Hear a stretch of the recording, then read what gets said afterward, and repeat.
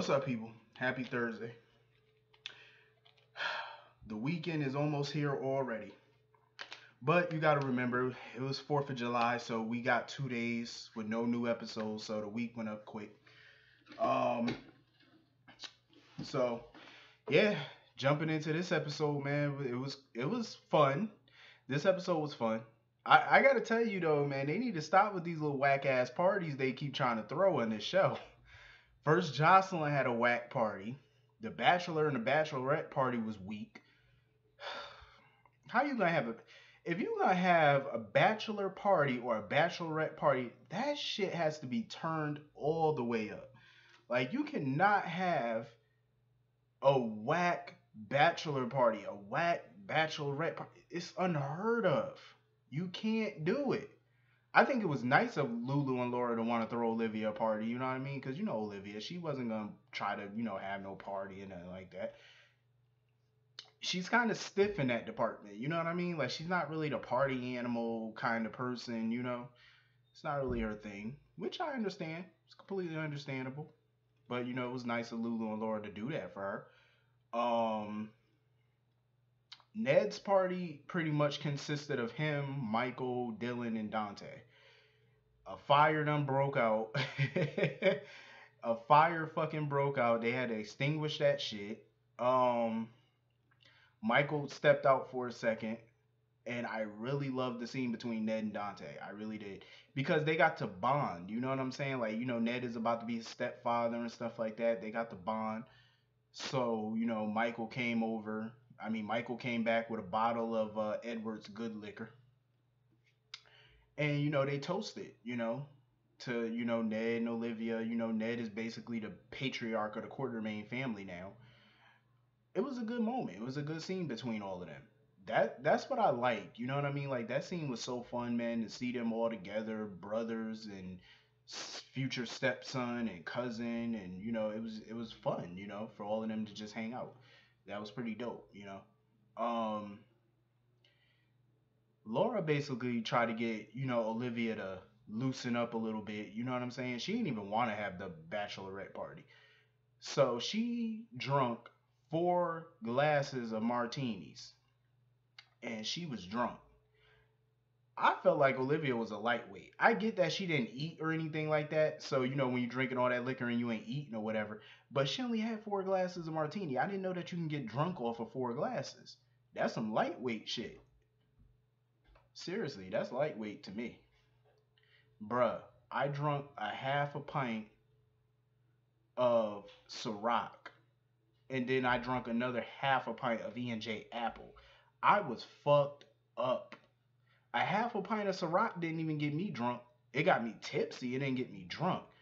Then I drunk a half right after I drunk the Ciroc. I drunk a half pint of E&J Apple. That shit had me pissy drunk. I was fucked up. And mind you, I was supposed to go to the club that night. I wasn't going nowhere. I was drunk. I couldn't even move. I couldn't nothing. My head was spinning. I was lit up like Jamaica. Like I was fucked up. See, that's why they need to hire me on this show because I could show you a party. If you have a party on this show, you got to do it right. I'm just saying. But yeah. So Laura brought Olivia to her hotel room or whatever, to her room, and Laura was asking her, why she not so happy about getting married or whatever. She don't seem all that, like into it right now. Basically, I felt like that from the beginning about Olivia. Olivia basically is fearful of marriage. She has a fear of marriage, and I can't blame her because number one, this is her first time getting married. This is her first time actually going through with the marriage. She's been engaged before. Remember the Steven Weber and stuff like that, but you see how that turned out. Steve ended up going to prison. um this is her first marriage, so of course she's nervous. um and besides, she sees everybody else's marriage, like Sonny and Carly, Valentine and Nina, Dante and Lulu. All these people either been divorced before, going through a divorce, already been divorced. You know what I mean? It's like all of those things kind of go into your mind, and it makes you think, okay, marriage ain't for me because of all these other people, but you can't base your relationship off of other people's marriages. They had extenuating circumstances what led to their divorce, or what's, you know, currently leading to their divorce.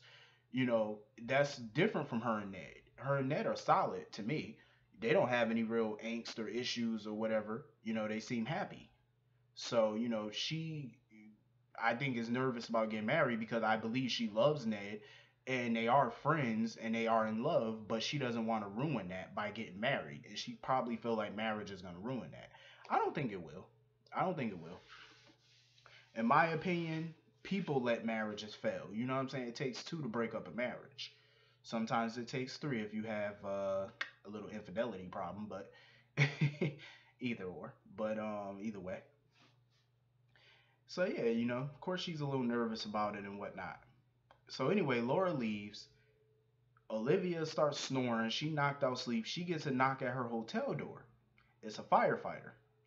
So Olivia thinks that the firefighter is a stripper that Lulu and Laura hired. No, he's actually a real firefighter. So she tosses his coat off, throws him on the bed, and her ass ended up in jail. She ended up in jail, and she told the officer that she need to make a phone call, and she told the officer to talk to her son, Detective Falconieri. The officer looked at her and was like, Detective, he's like, I know something about Detective Falconieri. He said, I'm sure Detective Falconieri's mother would not be a streetwalker or whatever. He basically called Olivia a hooker because the way she looked, she had a crown on her head and a bunch of feathers, you know, like Hulk Hogan type feathers, like when he used to come out to the ring, pink feathers on her shoulder and stuff like that. He called that woman a hooker. He didn't say hooker, but that's basically when you say a streetwalker, you basically saying a hooker. He called her a hooker. I bust out laughing. That shit was funny as hell. That was hilarious. He mistook her. He thought she was a hooker. I mean, judging by the way she was dressed, I would think the same thing. I mean, I can't front. I would. You know, if it quacked like a duck and looked like a duck, then damn it, Affleck. That's what it is. That shit was too funny. So Ned and all them are in the room, and that's when Dante got the phone call that his mother was in jail. So he went to go get her, and the officer apologized or whatever because he didn't think that Olivia was Dante's mother because she looked like his sister. Dante was like, "Hold up, don't try to flirt with my mom's." That's when anytime somebody say your mother looked like your sister or something like that, that's flirting. You giving more than just a compliment. That's flat out flirting. So Olivia or whatever, she was worried about Ned. You know, she didn't want Ned finding out or whatever. But he already know, and she was embarrassed or whatever. But it was funny. That whole shit was hilarious. So anyway, Jocelyn at home, I guess, tweeting or texting or whatever about her going to Australia. That's when Carly came in to basically tell her she ain't gonna be able to move to Australia because Jax is in Abu Dhabi because he's investing in a company or whatever out there. So you know he's gonna be out of Australia for the next 6 months. So Jocelyn doesn't believe her, so she calls Jax, and Jax basically tells her, yeah, he's in Abu Dhabi for the next 6 months, closing a business deal. Jocelyn's pissed because now she got to stay in Port Charles. Carly is basically, you know, trying to comfort her or whatever. Jocelyn's still pissed off because Sonny did what he did to her father or whatever, so she's not gonna get over that. So she just keeps texting, you know, Oscar or whatever after Carly leave. So she just keep texting Oscar or whatever. So they did switch the actors out for Oscar. The original boy who played Oscar had to leave the show because he got a show, I guess, on Netflix. So congrats to him. So he had to leave. So they switched him out. Jocelyn is really digging Oscar, and Oscar is really digging Jocelyn. I'm happy for her. Hopefully, she do not become no teenage mother, because with the way her attitude is lately, it looks like it could be going down that road. And you know, Carly ain't trying to be nobody grandmother. I'm just saying. So anyway, um, Sam is at Sonny's restaurant, and she had that vision that she was stabbing him, but of course it was just a dream. So she basically lashes out at Sonny, telling him to stay the fuck away from her, stay the fuck away from her family. Sonny looking at her confused, like, where the hell is all of this coming from? Because she and him and Jason and Carly have always been friends. So she's like, where is this coming from? That's how Sonny looking at her, like, why are you acting like this? So then she get a phone call from Jason wondering where he at, because he was at the hospital talking to Elizabeth. Um, and stuff like I have not seen Elizabeth. Why do I feel like I don't see enough of Elizabeth lately? And where the hell? I listen. I'm gonna slap myself in the face for saying this, but I have noticed that Franco has been missing for a while now. Ever since this whole Chimera story pretty much was put to bed, Franco's been MIA. Not that I'm complaining, because I'm not, but I'm just saying like it's a little odd. He hasn't been around for a little minute. But anyway, she tells Jason to meet her at the Metro Court for dinner, and then that's when she basically snaps back into herself and she apologizes to Sonny because she, basically said, she snapped at him because she's been feeling a little tired and stuff. And, Sonny was like, it's okay. He understands she just had a baby. So she asked Sonny not to tell Jason about that conversation they just had. Sonny was sitting there at the table looking confused, thinking hard about what the hell just happened. And that's when Carly walked in telling him about Jocelyn, and Sonny wishes that he could fix it or whatever. Sonny gets on the phone and calls somebody, and I'm pretty sure Sonny is gonna get Jax back into the country. I'm pretty sure he's gonna try. I'm surprised Jax doesn't have any power to get himself back in the country. Jax is an international businessman. He knows a lot of politicians. He's well connected. How could he not get himself out these charges and get back into the states? I'm surprised he can't do it himself. Why does Sonny have to do it? Jax is a legitimate businessman, but yet a criminal like Sonny can get you back in the country, but Jax can't with all the connections and money Jax has. He should be able to get himself out of this. I'm surprised it's going to take Sonny to do it. But this is the only way for Sonny to redeem himself to Jocelyn is by getting Jax back into the country. This is the only way to get back in her good graces, if he can. So I think he will. So anyway, Aunt Stella, she had a stroke. Um, and they found out from Griffin that this isn't her first stroke. She actually had a stroke before. So Jordan and Curtis go into the room. Aunt Stella was pissed that the doctor, Griffin told her business about her previous stroke because she didn't want Curtis to know about it. So apparently she had her stroke after his mother died. And she didn't want to tell him because he just lost his brother and his mother, so she didn't want to burden him with it. And Curtis was basically telling her that Jordan is the one who knew what was going on with her or whatever, and called 911. So she thanked Jordan, which I thought was nice. I don't think that nice is gonna last, but she did thank her at least. She wasn't being petty. Um, so Jordan was asking Griffin a bunch of questions about what could have caused her to have the stroke, because Jordan thinks that her relationship with Curtis is what caused that stroke, the stress. So I'm guessing that she's gonna eventually break up with Jordan. I mean, Jordan's gonna break up with Curtis again.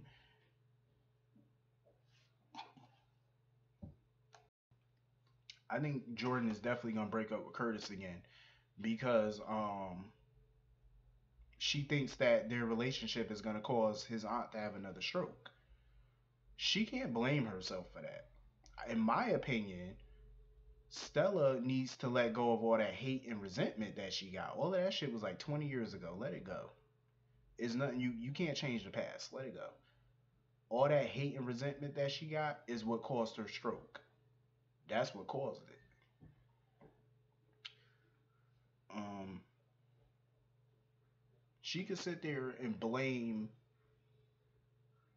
She could sit there and blame Jordan all she want to, but Jordan and Curtis are two grown people living their life. You know what I mean? Like they're living their life. I understand. I understand that she's angry with Jordan because of all the lies and stuff that Jordan told her, cheating on her nephew and stuff like that. I get it. That woman has a right to be upset. But I feel like her and Jordan really need to sit down and really need to hash everything out and talk. But at some point, Stella need to let it go because you can't change the past. And look at it. All that hatred and resentment that she's holding around is making her sick. Jordan can't blame herself for Stella's stroke. Stella caused that stroke by herself because of this hatred that you're holding in. That's what's making you sick. When you hold all that anger and resentment and all that inside of you, it makes you sick. It makes you physically ill. And that's what's happening with her. She needs to let it go. Once you let that go and make peace with everybody and everything, you'll feel 10 times better. I bet you she won't have another stroke. I bet you. You got to let it go. What is holding all that anger and all that resentment in? What is that going to do for you? Let that shit ride. Let it go. It was 20 years ago. What the hell can you do about it today? Your nephew is gone. Your sister is gone. Nothing, all that hatred that you have, it's not going to bring them back. Yelling and cussing at Jordan is not going to bring her back. It's not going to bring your family back. Focus on the family you still have. By you not supporting this relationship, you're alienating the only family you got left. You already lost two family members. You want to lose another? It's not worth it. Let it go. Point blank. She needs to let it go. Let go and let God.